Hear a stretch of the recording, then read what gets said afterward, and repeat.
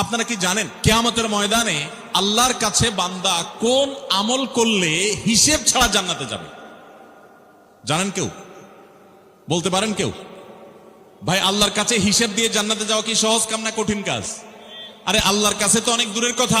আপনি যে প্রতিষ্ঠানে চাকরি করেন তার মালিকের কাছে, উপরস্থ বসের কাছে একেবারে পুঙ্খানুপুঙ্খ করে প্রতিটা পয়সার হিসাব দিয়ে একদম সবকিছুতে পারফেক্টনেস প্রমাণ করা, এটাই তো একটা কঠিন কাজ, দুঃসাধ্য কাজ।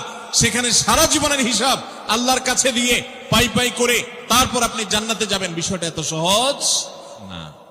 তাহলে হিসেব ছাড়া আল্লাহ তাআলা এমনিতে বলবেন হিসাব টিসাব নাই, তোমাকে এমনি জান্নাতে দিলাম, এটা চান আপনারা?